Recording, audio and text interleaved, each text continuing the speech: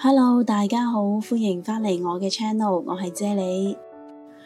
苦雨靈芝，佢主要生長喺熱帶雨林或者森林嘅一啲陰涼潮濕嘅地方啦。佢對於哮喘、慢性氣管炎、咽喉炎、小兒咳嗽、百日咳、寒咳、敏感性咳嗽，呢啲需要長時間先至可以治癒嘅咳嗽，都有非常之好嘅治療功效㗎。紅蘿蔔佢所含嘅胡蘿蔔素咧，可以提升身體嘅免疫能力啦。尤其係身體喺唔舒服嘅時候，食用紅蘿蔔咧，可以幫助身體築起免疫嘅屏障啦，幫助藥物可以更好地治療身體嘅疾病嘅。你哋今日好嗎？留言話我知，你哋今晚想飲啲咩湯水呢？祝你有開心愉快嘅一日。30個 gram 左右嘅蟲草花啦，佢有止咳平喘，對於秋季乾燥引起嘅乾咳、肺氣腫或者氣管炎引起嘅痰咳、久咳出血呢一啲症狀咧，都有非常之好嘅治療功效嘅。30個 gram 左右嘅花豆啦，佢含有豐富嘅維他命 B1 同埋 B2 啦。佢除咗可以增強身體嘅免疫能力之外，仲可以幫助身體恢復體力，令到身體有更多嘅能量對抗疾病㗎喎。150個 gram 左右嘅響螺肉啦，佢有潤肺養陰、強健身體機能嘅功效嘅，而且響螺肉對於失眠人士仲有安定睡眠嘅輔助治療功效㗎。潤肺除痰、養心安神嘅蜜棗，我呢度用咗2粒嘅。以上嘅乾品喺製作嘅過程中，難免會沾上一啲嘅沙石塵啦，所以咧通常我會將佢哋清洗3-4次嘅。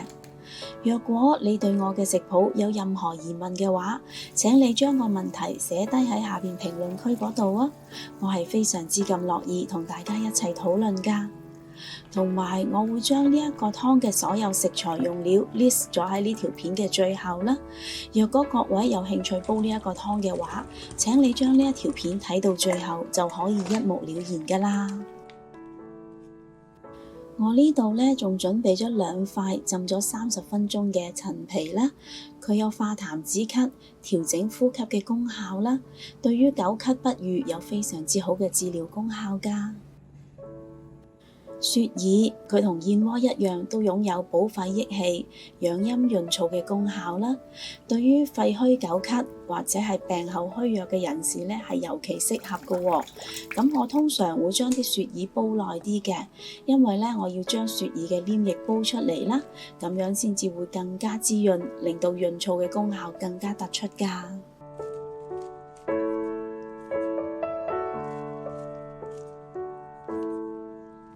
將以上嘅食材擺晒落個湯煲度。今日我會用明火嚟煲湯啦，所以我會加入3升至3.5升左右嘅清水啦。我想所有食材嘅營養、藥效完全融入個湯水度啦，所以我會選擇用凍水開始煲嘅。首先我會用大火將個湯煲滾咗去先，需時大概15分鐘左右啦。個湯已經煲滾咗啦，而家已經可以聞到淡淡嘅蟲草花同埋紅蘿蔔嘅香味啦。呢個時候我會轉用個細火啦，將個湯繼續煲去40分鐘嘅。個湯煲緊嘅時候，我呢度仲準備咗大概700個 gram 左右嘅豬展肉啦。因為用豬展肉煲出嚟嘅湯唔單止非常之鮮甜啦，而且咧仲唔會油淋淋嘅，同埋咧煲完湯嘅豬展肉仲好好食添㗎。咁我會將啲豬展肉擺落啲凍水度啦，跟住將啲水煲滾佢嘅。咁樣做咧，可以將豬展入邊嘅殘留嘅血水啦，同埋雜質啦逼出嚟啦。咁一陣間煲好啖湯嘅味道就會更加香醇，更加鮮甜啦。睇下隔離個湯已經煲咗40分鐘啦。咁我會將啲豬展擺埋落去 ，keep 住用個細火繼續煲去50分鐘啦。提一提大家，如果你都想個湯嘅味道鮮甜醇厚嘅話，落咗豬展之後就唔好再喐個湯啦。直到煲好咗先至打開蓋，咁樣豬展嘅鮮味同埋營養就可以完全釋放喺啲湯水入邊啦。哇，好香啊！響螺肉濃郁嘅海鮮香味同埋豬展醇厚嘅肉香味交織埋一齊，呢一個香味絕對可以令你流晒口水㗎。同埋啲雪耳已經煲到非常之軟腍啦，雪耳嘅黏液呢已經完全溶解咗喺啲湯水入邊啦。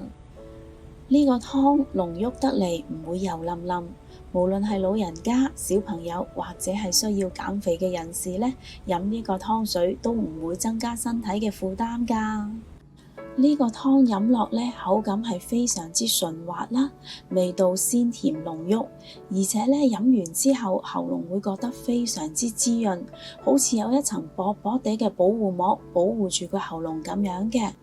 飲完之後呢，因為咳嗽而引起嘅喉嚨不適呢，會即刻減輕好多㗎。不如今晚你都試下煲呢個咁好味又有益嘅湯水啦。若果你都鍾意我嘅食譜，請你俾 like 同埋留言話我知啦。記得訂閱我嘅 channel， 順便撳埋隔離個鐘仔啊！多謝晒你嘅收睇，我哋下一個食譜再見啦，拜拜。